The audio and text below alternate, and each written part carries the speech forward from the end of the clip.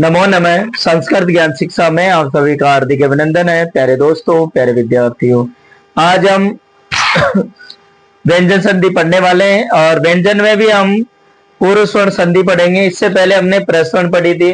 पूर्व स्वर्ण संधि का मतलब होता है प्यारे साथियों कि ये जसत्व संधि का ही वैकल्पिक रूप होता है। ये कोई स्वतंत्र रूप से संधि नहीं होती है। देखिए, पूर्व स्वर्ण संधि है और इसका सूत्र है जयो हो अन्य तरस्याम। जयो यानी जय परस्य अस्य व पूर्व स्वर्ण स्यात् है।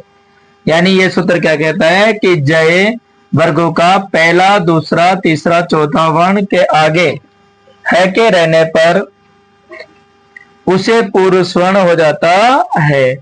यहां देखिए साथियों, मैंने बताया था कि ये स्वतंत्र संधि न होकर के जसत्व संधि का ही क्या बताया गया, वैकल्पिक रूप बताया गया है और माना जाता है।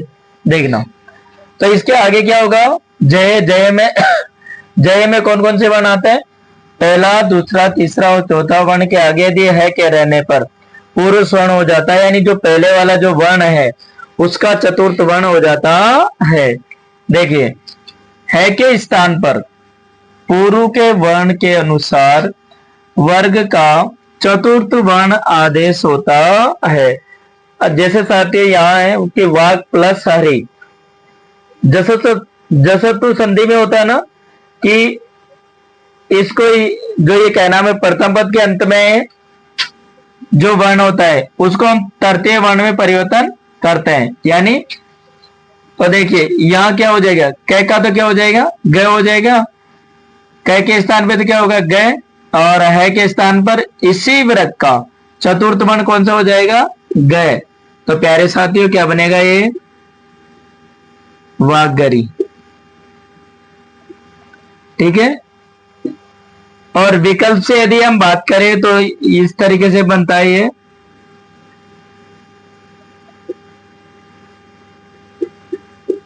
ये वैकल्पिक। आगे देखना, तद प्लस हितम, तद प्लस हितम। तो देखिए इसके स्थान पे पहले ही है, तृतीय वर्ण है ये, तो इसको इसी वर्ग का चतुर्थ वर्ण कर देंगे प्यारे साथियों। तो क्या बनेगा, ये तद्धितम। क्या बन जाएगा, तद्धितम। ठीक है। यदि हम इस तरीके से बनाए इसका तो ये क्या बनेगा, तद्धितम। या इसका हम इस तरीके से भी लिख सकते हैं। ठीक है। तद्धितम कहने का मतलब ये है कि जैसे इसमें है रहा था सेम इसमें भी वही होगा। और आगे क्या है, जैसे उद प्लस हार है, उद प्लस हार है, तो यह क्या बनेगा, इसमें पहले तृतीय वर्ण हो रखा है तो इसको हम चेंज करेंगे चतुर्थ वर्ण में इसी वर्ग के अनुसार। तो क्या हो जाएगा, ये उद्धार है। क्या बनेगा, उद्धार है। और यह क्या हो जाएगा, उदाहर है। ठीक है। और इसका क्या बन जाएगा, तदितम। आगे अप प्लस हवि, अप प्लस हवि है तो क्या हो जाएगा, इसका तो तृतीय हो जाएगा। ठीक है। और इसका क्या होगा कि इस वर्ग का चतुर्थ वर्ण में परिवर्तन करेंगे हम है के स्थान पे। तो क्या बन जाएगा, इसका तृतीय क्या होगा, ब, और चतुर्थ क्या, अब्बवी। क्या बनेगा, अब्बवी। ठीक है। और यहां यदि हम इसकी बात करें तो यह क्या बनेगा, हबी। इस तरीके से ये आपको है ना। तो देखिए ये पूर्व स्वर्ण संधि है और इसका सूत्र होगा जो जयो हो अन्य तरस्याम। यानी जय परस्य, यानी जय वर्गों का पहला, दूसरा, तीसरा, चौथा वर्ण के आगे यदि है आए तो उस को क्या हो जाता है, पूर्व स्वर्ण हो जाता है। अर्थात पूर्व वाले वर्ण का चतुर्थ वर्ण कर दिया जाता है। ठीक है। जिसमें वाग प्लस हरि वागरी, तद प्लस शीतम तद्दितम, उद प्लस आर उद्धार, अब प्लस हवि अब भवि। ठीक है, चलो जल्दी से आप इसका स्क्रीनशॉट ले लीजिए एक बार।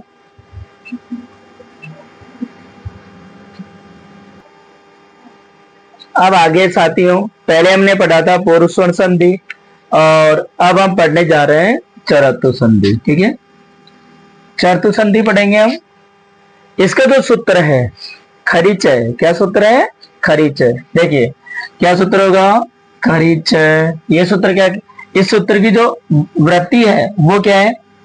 खरी जलाम चर स्यु। खरी जलाम चर स्यु, यानी अर्थात यदि पदांत या यदि पदांत में, पदांत का मतलब होता है पद के अंत में। ठीक है, पद के अंत में जल। अब जल वर्ण में कौन कौन से आते हैं प्यारे साथियों? यानी वर्गों का पहला वर्ण आता है, दूसरा, तीसरा, चौथा। वर्गों के स्थान पर, वर्गों के स्थान पर आपको ध्यान रखना है कि प्यारे साथियों ये सूत्र क्या कह रहा है कि खरीच सूत्र है।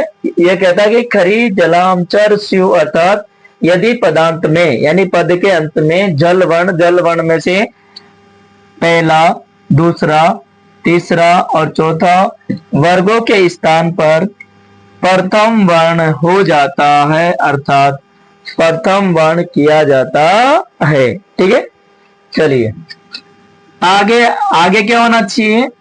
खर, यहां खर। तो देखिए वर्गों के पहला, दूसरा, स के परे रहते क्या हो जाएगा प्यारे साथियों? परे रहते यहां जल वर्णों के स्थान पर प्रथम वर्ण हो जाएगा। ठीक है चलिए, जैसे मैंने यहाँ एक शॉर्ट ट्रिक भी बनाई है कि वर्गों का पहला, दूसरा, तीसरा और चौथा वर्ण, उसके बाद में यदि आगे वर्गों का पहला, दूसरा, स परे रहने पर इनके स्थान पर प्रथम वर्ण हो जाता है। ठीक है, चलो आगे देखते हैं, हम उदाहरण देखते हैं। जैसे सत प्लस कार, क्या होना चाहिए? सत पर सत प्लस कार।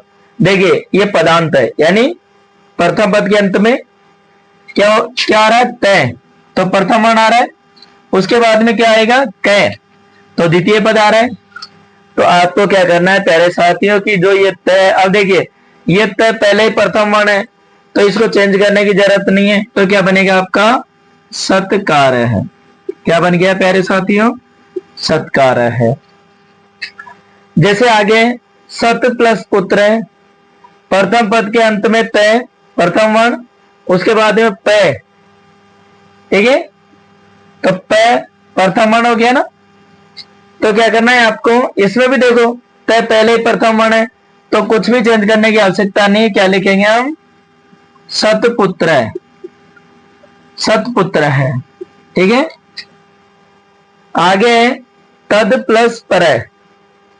अब इसमें देखिए पदांत में तृतीय वर्ण आ रहा है, उसके बाद में प यानी प्रथम वर्ण आ रहा है। तो आपको क्या करना है प्यारे साथियों की जो ये पदांत के अंत में यानी पद के अंत में जो द है, जो तृतीय वर्ण है, इसको क्या करना है? हमें प्रथम वर्ण कर देना है, यानी प्रथम वर्ण में चेंज करना है। तो क्या हो जाएगा? इसका तयवर है, यानी द का जो प्रथम वर्ण क्या होगा? तय। तो क्या बनेगा? तत्प्रय। क्या बन गया? तत्प्रय। आ रहा है समझ में? चलिए लब प्लस सहते, प्रथम पद के अंत में ब यानी तृतीय वर्ण है, उसके बाद में स, तो ये स आ रहा है प्यारे साथियों, उसमें वर्ण का स आ रहा है।